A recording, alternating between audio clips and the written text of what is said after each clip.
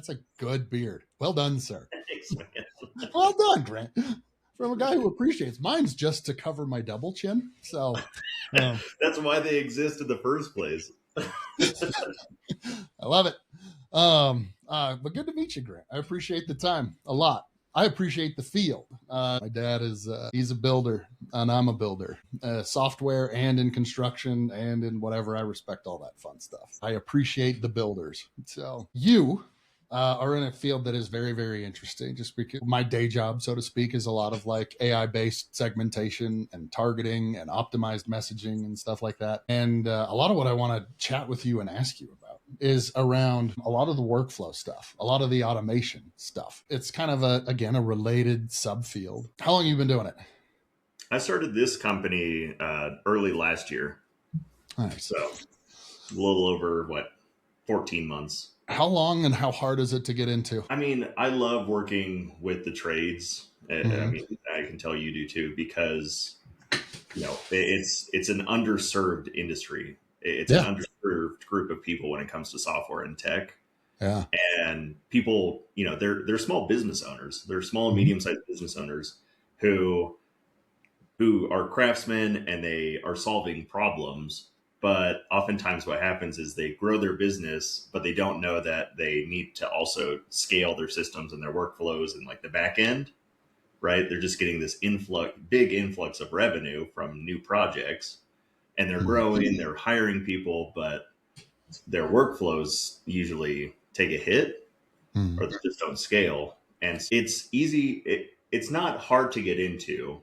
It's hard to kind of like educate people on what they don't know, because you don't know what you don't know. And so it's really problem identification is a big component of it. Running diagnostics is a big component of what we do. But getting into the industry, that's an easy part.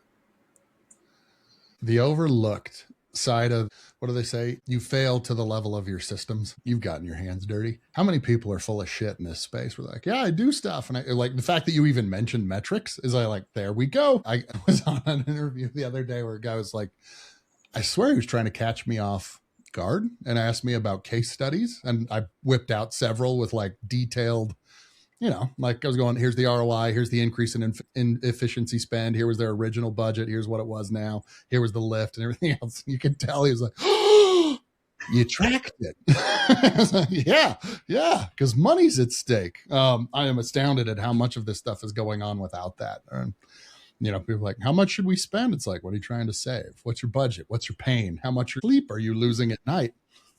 Start there. But when you're in those construction workflows,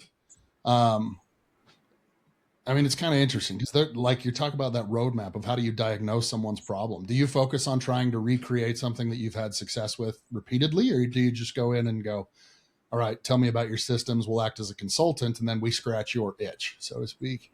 Yeah, that's a great question. Generally, it's probably like a Pareto's principle thing. Like problems are probably 80% similar, jumping from one design builder to another.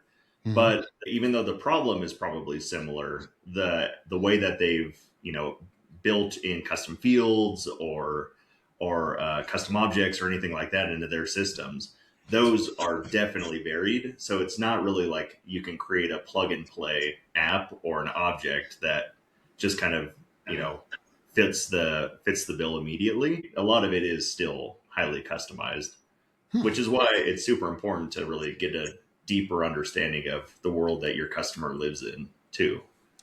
Yeah. Best salespeople ask the most questions, right? Yeah.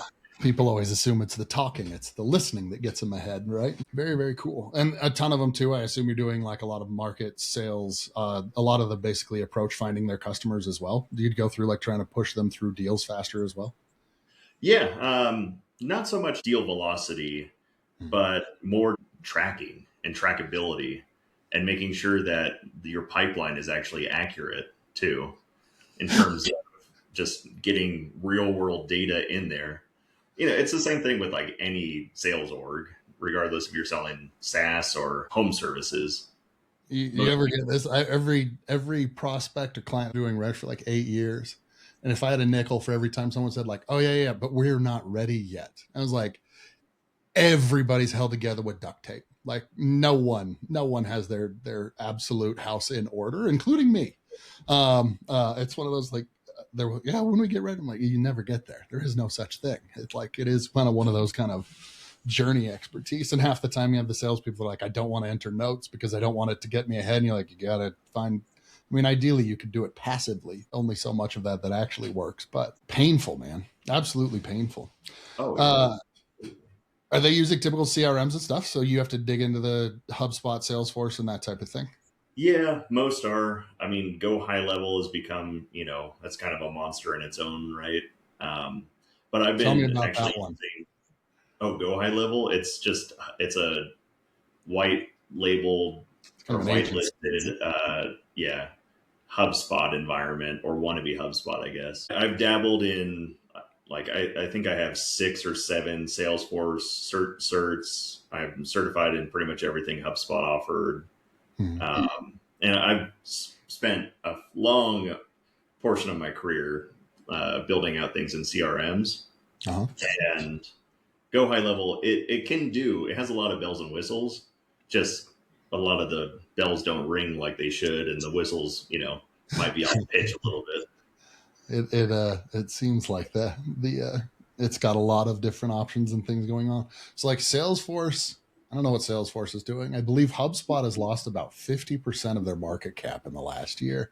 Why do you think that is? I think honestly it's because, so I switched over to this different CRM maybe 2 or 3 months ago called Day.ai.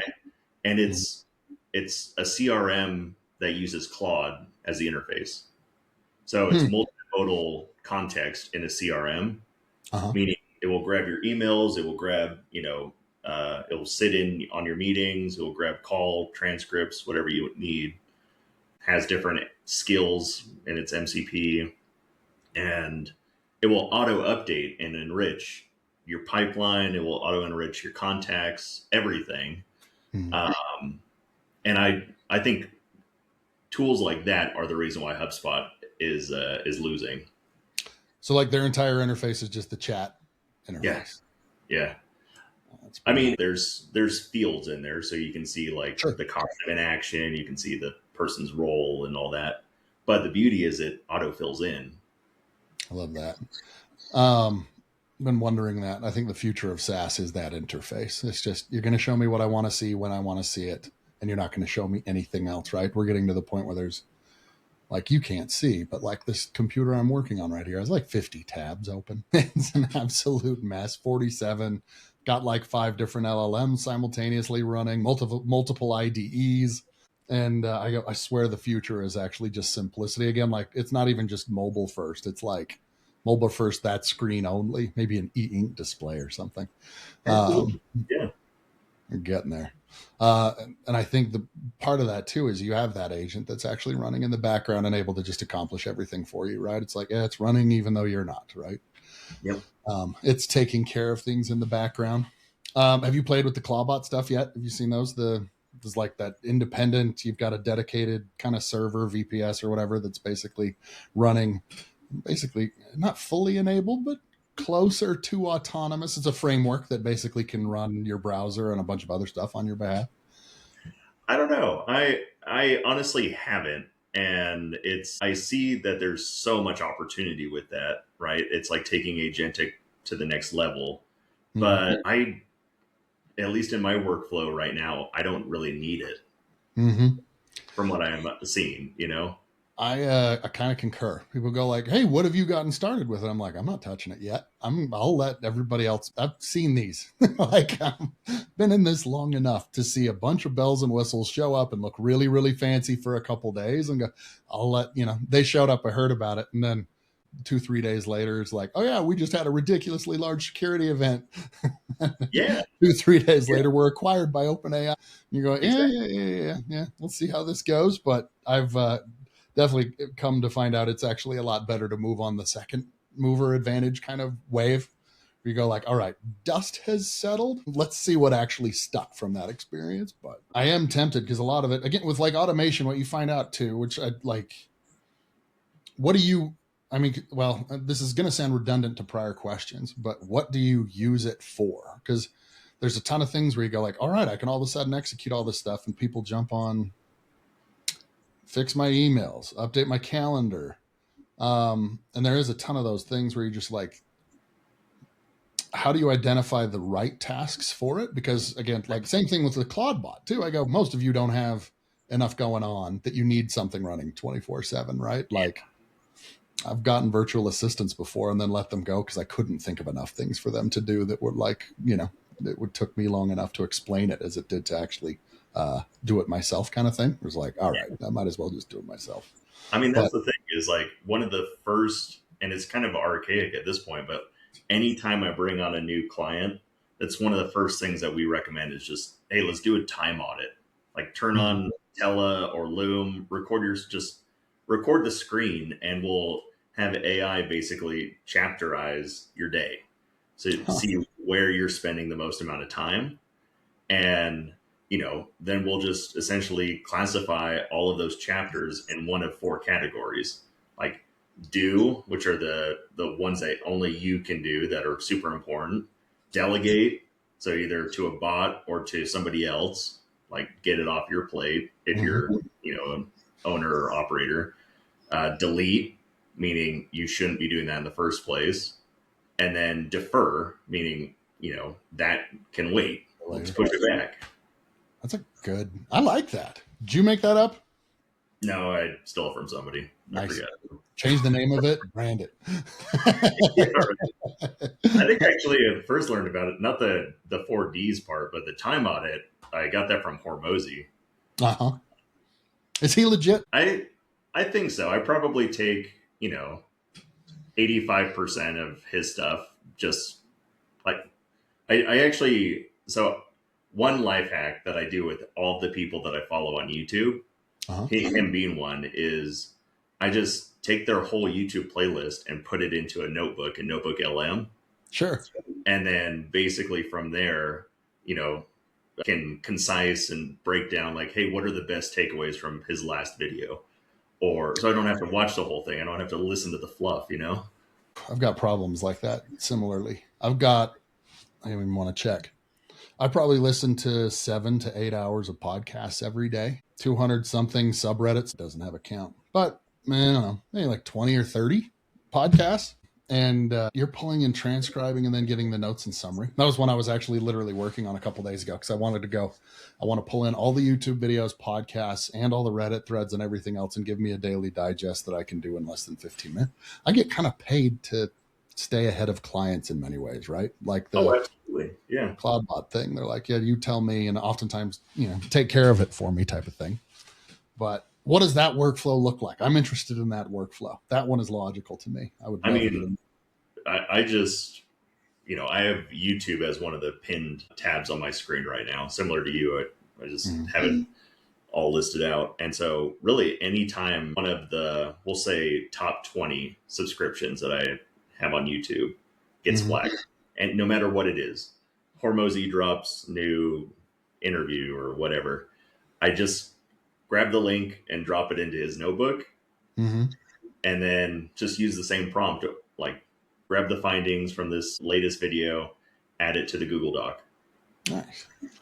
What are your main tools? Obviously Google Docs, obviously notebooks. What's your go-to tech stack?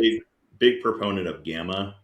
Gamma, it does the presentations, correct? It does a lot more than that. I mean, it does amazing presentations. I host my websites on it. Oh, really? So my, like the turnaround time for creating landing pages, like as an example. So I first started my podcast about 8 months ago because I was getting on podcasts and, some of the turnaround times was like 4 to 6 weeks, if that, like before you see a posting or get the video.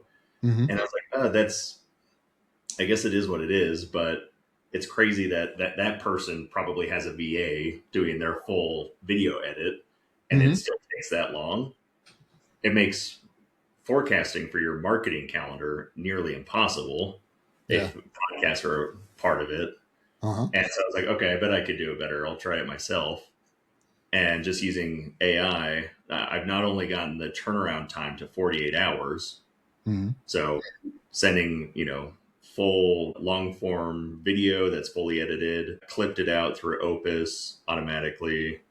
And then I also create a landing page for every guest through Gamma. And that contains show notes, lead magnet, chapters, everything. So yeah, long story short, or long story long, Gamma is pretty dope. Nice. I'll have to look at that one. I've built a couple presentations on it. I haven't ever pushed it further than that. I definitely haven't seen that level of functionality. So does it just export the HTML, or does it just host a static page, or just how do you export it, or how does it actually host? What's the final transition to web page look like? Let's see. I know you can actually host it to a domain or a Gamma page. And so I have, all my own domains, and then I just transferred the domain authority to Gamma, and it just kept on doing the canonical page loadout. Clever. Very clever. Not bad. What else do you use? What are the other main ones and goes? Let's see. I mean, honestly, NotebookLM, I think, is the GOAT when it comes to AI right now because it's so underutilized. How do you mean? I would actually, in my experience, it's probably the less one. Change my mind on that. I hear about that one the least, I think, in my business. Yeah, exactly. I use it. So anytime I use it for competitor analysis, anytime any of my competitors drop a new lead magnet or YouTube video or anything like that, I drop it into their notebook. So I have a real-time account of everything that they have going on. Similarly, I can actually, so I do a 90-day content calendar. I can, one of the first things I do with that is actually reference all of my competitors and the industry leaders, because they all have their own notebook. And I say, what are the most trending topics that these people are presenting on, using sources from the last, say, 30 days. So then it just aggregates all of these topics. Then what I do is I just put all of those topics into its own notebook, right? So now I have like master topics from like modern craftsmen, from all these industry leaders, and I can just say, find the trending ones from everybody. And then I can just, drop that into a different prompt and it will create a content calendar. Nice. Well done. Same thing if you want to learn anything. It's a gold mine if you want to learn anything. What are your hacks there? That's an interesting one, because I think that's one of the biggest and best tricks that is underemphasized. People know you can do it, but I don't like the beauty of going, here's where I am now, teach me. And forcing it to adapt to your learning style and stuff is fascinating. What do you do there? So same thing, right? Find best practices from YouTube. You can add in deep research. So you can have no matter what LLM you're using, Gemini or OpenAI or Claude, grab the deep research articles or reports, drop those into the notebook on the topic that you want to learn about. And then basically just, have it. You could create a video, which is amazing. You can create a full interactive learning guide, not necessarily like a study guide, but this thing will actually adapt to which answer you get right and wrong. You could create a podcast. I know Spotify was getting hounded for a while with fake ones, podcasts that were getting created from Notebook. Can you tell on those? I've listened to a couple, and I saw one. Have you ever used any of them? Before I get to my next question, have you ever posted one of those podcasts? Oh yeah. Does it work? Yeah. I had one of my buddies that I had worked with for a while. He posted one, and I listened to it for 2 seconds, and I was like, "Oh, dude, I can totally tell." And it has if I've seen the research, and if people don't know that you're posting AI content, they actually prefer it. If they find out, they get pissed. Like they have a hugely kind of negative response. I mean, I think it is fundamentally I will give you my time, but I want to know that you used yours, right? As soon as they feel like there's an imbalance in that trade-off, again, personalized outreach and everything else, it's like it works until they can spot it. And all of the stuff that even worked a year or two ago no longer works. Like, hey, yeah, I know you know my high school. I know you know the mascot of my high school. I'm not impressed anymore, right? Oh yeah, totally. They really want that balance. It is weird because again, it's one of those, like, I don't know about you, I have to deal with it a lot, but man, I love hitting the spam button on like spam. Send them to spam. Send them to spam. Go get better at this. Seriously though, like I feel like that what you just said, right? Oh, you're the high school mascot. I feel like that's like a 2009 strategy, you know? It's still there, bud. It's still there. I mean, maybe they're still getting you. Well, wait, on that one, maybe I'm behind the times. It's very possible. What are your favorite ones? Have you seen any of those tricks that have been really clever? I had one. Oh, I had a couple that I actually forwarded, but I mean, I had one just, I think it was yesterday or 2 days ago, but I mean, as dumb as I am, it was just, oh yeah, Heidi Blogart or whatever said that we should talk. And I'm just like, Heidi Blogart. And like, I've met a lot of people. I have to go to conferences. My cup runneth over. I do not remember names anymore. And I thought about it. I'm like, this son of a bitch. I don't know any Heidi Blogart. I've never met any Heidi. I thought about this idiot for 5 minutes. I don't know who the hell he is or who he's talking about. It's got me. That's amazing. That is, yeah, no, especially the ones that I've been getting recently are, I think somehow, well, not somehow, the spammers have gathered that I have a podcast. And so it's like, oh, we want you to meet so-and-so. Think you'd be a great fit for your show. And I'm like, no. The fact that you're emailing me from India about somebody, that's a no fit for me. Yeah. What works for you? What's your kind of approach on that? Inbound. So my biggest thing, I would say 90% of our traffic by creating like diagnostics and assessments. So, if it's tool based, so like we partner with JobTread, which is a big construction management tool. And I just created a diagnostic that is, hey, do you want to see if there's areas in JobTread that you're not using or not using to the best that you could be? Or is your JobTread environment AI ready? It's a big one. And JobTread's built a really strong community of like 10,000 builders on Facebook who are all verifiable JobTread users, which is amazing. Nice. Right? Makes life easier. And so anytime somebody has a question or is like, oh, I'm just getting started in this, the assessment is the first thing that I always send them. Yeah. And at the end of it, it's just like, hey, if you want to book a call with our team, here's the calendar link. Gotcha. You just reminded me of one that I built like 20 years ago. I built one for employee satisfaction 20 years ago, 10 years ago, 15 years ago, about 15 years ago. You just made me want to turn it on because I bet you AI is far enough along that it could actually do that. At the time, I had to build the whole damn thing from scratch, and it was a nightmare. I was trying to build Maslow's hierarchy into employee satisfaction. So you go from a job to a career to a calling instead of like, going up from shelter to food and water and stuff like that. Oh, wow. It took forever. I bet you it could just do it now. That's an interesting idea. Well, so what I've found a lot of that is that the nuance when it comes to a lot of this stuff is where it just becomes more difficult because there was a ton of psychological stuff where the premise of Maslow's hierarchy does continue to work on a metaphysical and physiological, psychological level, right? You get food and that type of stuff. And it does kind of, like job, career, and calling. So basically I started to itemize job stuff. Cash, do you have a paycheck, whatever. Career is when you start being worried about your job title and you start focusing on retirement and job advancement. And then legacy is like, what am I doing to put a dent in the universe kind of thing. And it actually got me into some of the other stuff we did that was around like personality. And you find out all of those models that you hear about, disc profile, Myers-Briggs and stuff like that.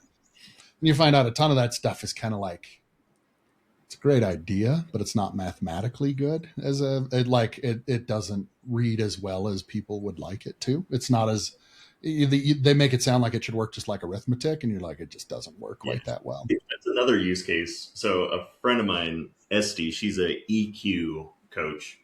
and she just offered for me to take her assessment, and it's similar to DISC, but I took it and it gave me some findings, and I was like, okay, so it's neat, getting a report on where some areas of improvement are in your like work management and how you interact and all this other stuff. But how do I apply this on a daily level or even on a weekly, right? Like, okay, and I think this is a big proponent of like, again, NotebookLM, because one of the things I did with it is I just submitted that report and every other, Myers-Briggs report I could find that I've done in the past into a notebook, and it had it basically generate a compilation of all of these things. And then what's kind of cool is you can like take those findings and add it into an agent or a prompt. So then every week when I'm doing my, weekly review or look ahead on Sunday night, I can say, okay, what are the meetings that are going to be the biggest like time sucks or biggest challenges for me based off of like what we know, as well as like based off of my personality and all this other stuff that right? And that's like a pretty cool application of how you can actually take that report and make it useful. Yeah. Rather than just like, oh, that's nice to know. They are nice to know. The hard thing. So once you touched on it, one of the ones that we've seen work on those, you use them for matchmaking. If you can find people that have the same and the similar profiles, they reduce the psychological friction of conversation because extroverts like other extroverts, introverts like other introverts and extroverts clash. And a ton of that, like the salesperson asking the most questions kind of thing, is them understanding how to communicate type of thing. So we did one where we analyzed, I think it was 180,000 salespeople for personality and put them together. Found out like we were trying to analyze, and the client wanted us to predict how can you identify a high potential salesperson before they do. So we went to go look at it, and they had tons of people as direct sales and stuff like that. And in that space, they have like, it's crazy. They do M&A with like, you hear like downlines. I made them introduce me as Dan who hates pyramid schemes. So I was like, hey, I'll show up to this meeting, but just so you know, I'm not working on pyramid schemes. And they were legit. They like, very much to their credit, they were very on the up and up. But so we got to analyze the database. And when we dug into it, they have these groups where, again, you have downlines, you have these chains of people that follow around these like influencer salespeople. And we did all the analysis and came back with, heads up, Mr. Customer, your training doesn't matter. The internal skill sets and everything that you guys are doing to try to bump all their sales and upsell and all that, they were really good at finding other people that had their same or very similar personalities, and they just grouped together naturally. You're just going, holy crap. So this was like 10 years ago almost, but like one of the first products we did called Serendipity, because we went, if you can match up two people that have very similar kind of communication patterns, they hit it off and you speed up your sales velocity just because they speed up their communication. And I was like, it's hard to predict and it's hard to manually do, but you can actually recognize those people based off their, you use their word choice and stuff like that. People that use 3 exclamation points are extroverts always. So you can do a bunch of little tricks like that and then stick them together with people that have the same personalities, and then they hit it off and their sales go up 15% just because of that. So fascinating. Anyway, tangent, but one of those where I was like, that one. I do agree. It is a great gimmick. I have used it many, many times to get people to just go, That's why you prove it's not smoke and mirrors type of thing, because those things are a little bit harder to fake, especially if you run someone's profile on themselves or whatever. So I dig that. What other things do you automate? I want to literally, I have one of my goals in life has been work myself out of my entire job. One of those where I want to make myself ineffective. The best thing I can do is work myself out of my own job. Same with all the employees and everything else. I go, if you're doing the right thing, you're making yourself irrelevant because you just hand more responsibility to the people that know how to work themselves out of a job. But what else can you get and optimize out of your own systems? Oh, I mean, that's really the coolest part. I think most people approach AI thinking that it's this really weird paradox where it's like, oh, it's a magic bullet, but I don't know what it's going to shoot. right? Yeah. Like it's like it can do so much, but I'm only using it for this one thing. Mm-hmm. Mm-hmm. And instead, like I'm a big proponent of this methodology called RICE, and it's actually in like agile project management, but it just stands for reach, impact, confidence, and effort. So reach, how many people are going to be influenced by this, whether it's a product or a service or a problem. Mm-hmm. Impact, is it going to touch your bottom line in a positive or negative way? Confidence, based off of all the context and information how confident are we that like we can actually get it done in an accurate timeline? And effort, that could be sprint points, it could be hours, it could be anything.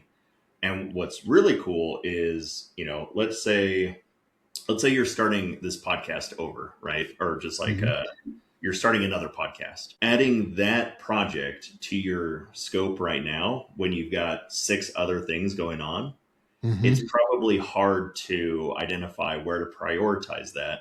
One, because let's say you're highly motivated, you're like, oh, I really want to get the, I'm going to crush this next podcast. This is going to be great. So then you are solely focused on that, but you might be dropping the ball on 3 other things that you previously promised. Where a methodology comes in, like RICE, is it helps you like kind of take the guesswork out of it and predetermine, okay, today here's actually the 3 things that I should be focused on if I want to sustain that quarterly North Star, Yeah.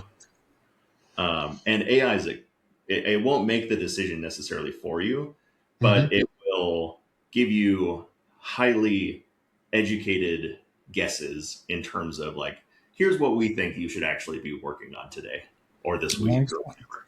They use it for the sprint planning stuff to get it in order. Big time. Yeah. I've never heard of that. I like that a lot. I am a big fan of that. And that like thinking about kind of the capabilities. I guess here's one kind of leading into the next one, because oftentimes I'd go, I'm always very concerned about what it gets wrong. A lot of like, I don't know a better way to say this, orthogonal lookups, but like when it has to associate this data set with that data set, wrong things happen regularly. I mean, like anytime, deep research and stuff like that. I haven't messed with that one in a while, but like all of them do it.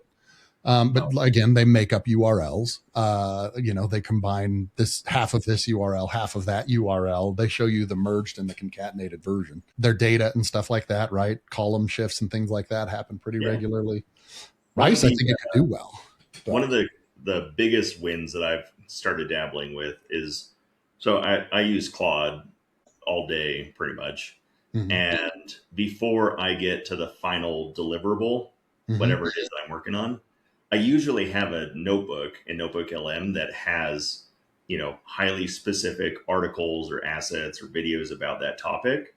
And so I will literally just ask Claude, hey, just as a reminder, you have access to this notebook that has all best practices, videos, everything in it. Before we continue, what clarifying questions can you tell me to forward over to Notebook?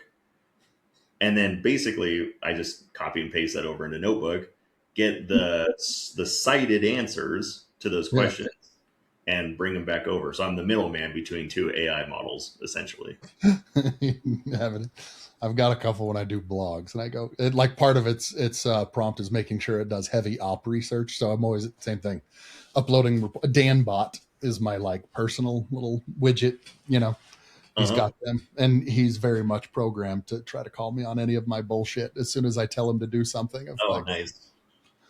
I think they're getting much better at it, but I'll be damned if there weren't very much self-fulfilling prophecies like this maybe 6 months to even just a year ago, where I'm just like, I don't trust a damn thing you say. Everything's a good idea.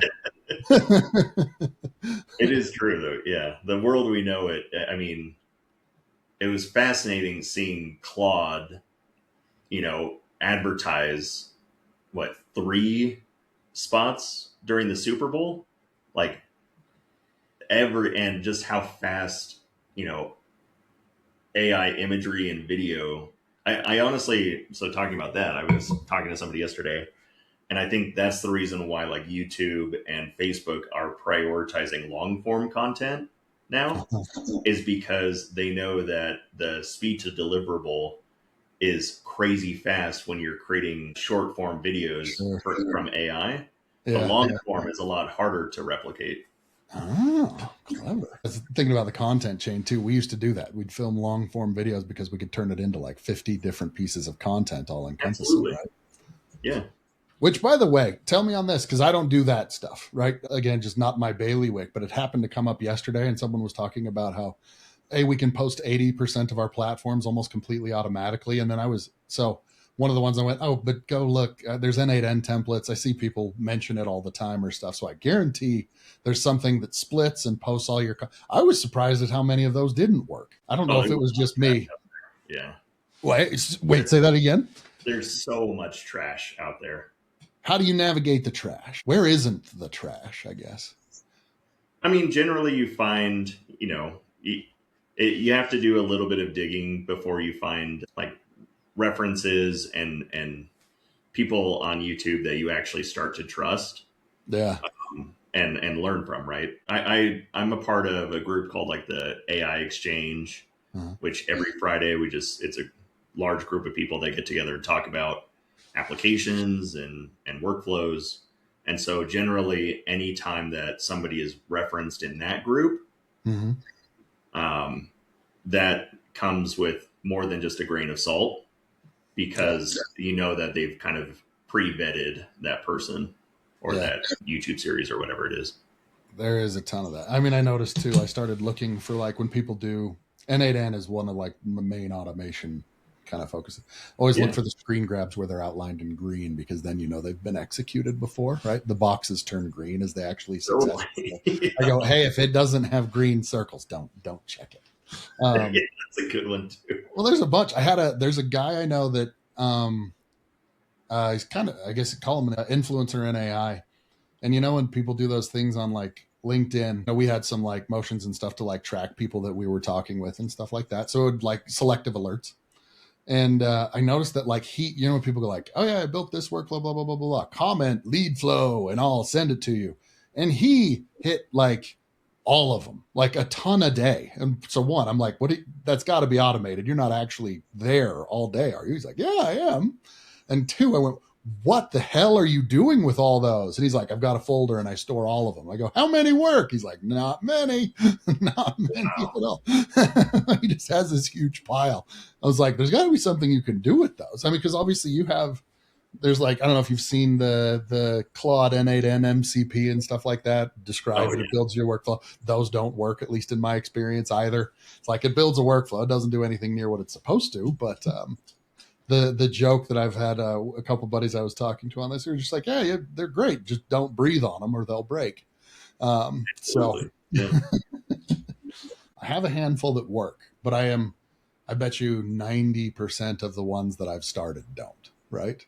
And I don't do this all day or anything. I'd call myself a novice on that stuff completely.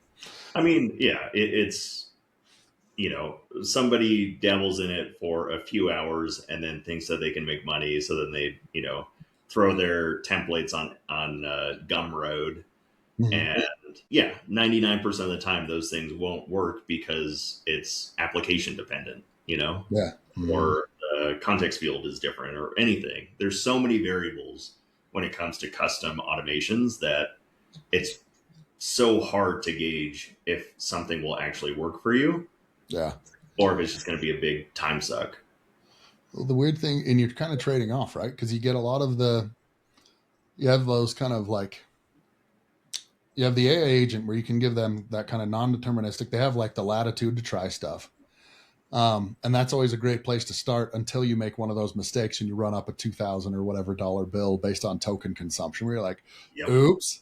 And then, so you start making something that's a little bit more lower code. And then again, but like by the time you get to it refined, it just looks like software. Like it just ends up being kind of that straight up JSON snip. It's like, well, I've handled all the error routing, all the governance, all the everything. Oh, it's JSON or it's Python or whatever. But it's like, yeah. The ultimate kind of efficiency is finally just that code that we were all trying to avoid in the first place. I know.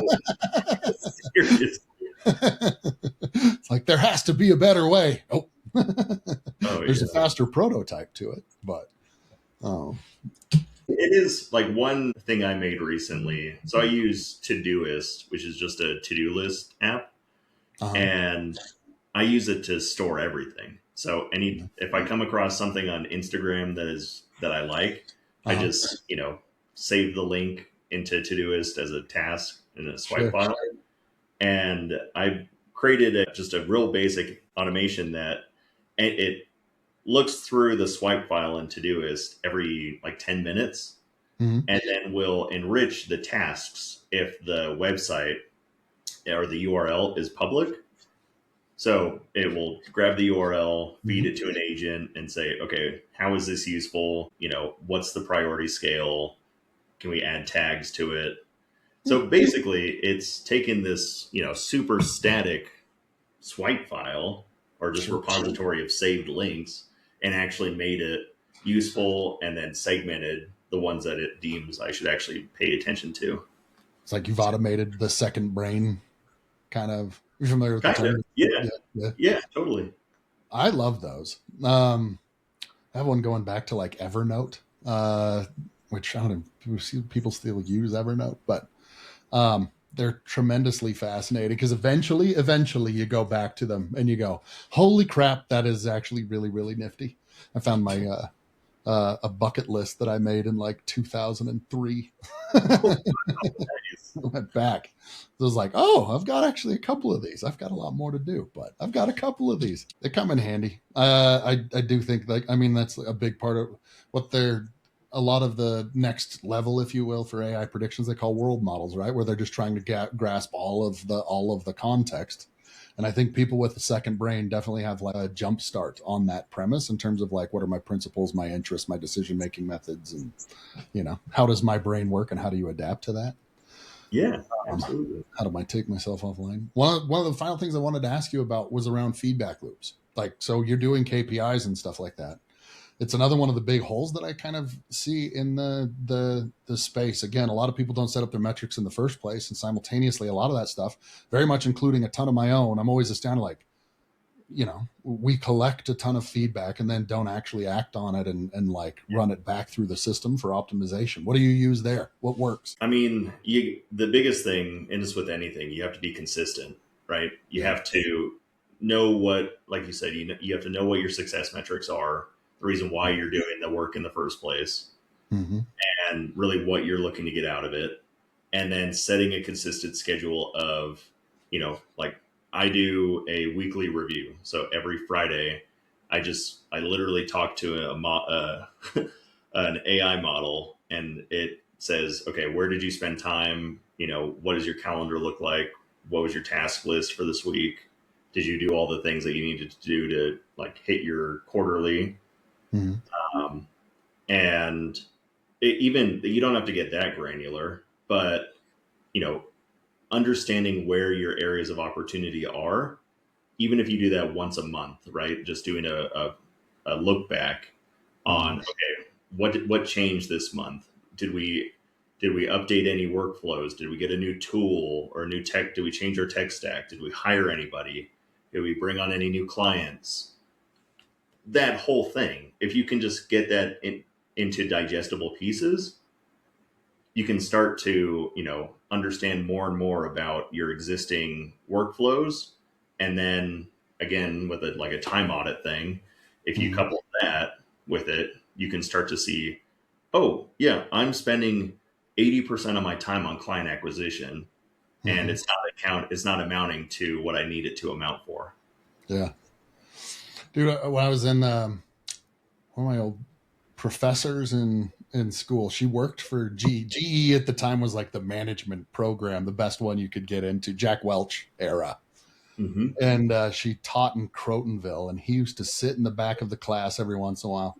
And she said what you just said. She said of all of her years in teaching management, even at GE, the spend, I think it was even 50, it was either 15 or 45 minutes on a Friday afternoon to write down what happened for the week and reflect on what she said. That was the single piece of advice that every executive came back to her with 20 years later and said that changed their lives. She's like, that was the single most effective piece of advice we ever had, ever, ever, ever. It's like that.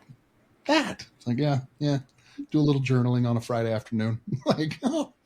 And what's crazy too, again, like I'm just going to keep on pitching Notebook. It's a perfect proponent for this. Yeah. Like I've been doing this for, well, not that long, 4 months now, right? The weekly recaps, but in one notebook, I have the logs. So I can literally just query Notebook and say, hey, where did we see the biggest improvement week over week in the last 4 months? Nice. What changed that week? What did we do differently? Got it annotated. I like that. Timestamps and everything. Very clever. Awesome. Grant, I appreciate you, sir. Very much appreciate your time. Where's the best place for people to find you? Yeah, I mean, as far as I know, I'm the only Grant Fuellenbach on LinkedIn until we get a congratulations there. So there's a great spot. You can hit us up at the podcast Beyond the Bid. It's the name of that one. But anywhere, wherever you are, I'm probably there too. You'll find me. Congratulations. Have a great day, man. Thank you for your time. Yeah, thanks, Dan. You too.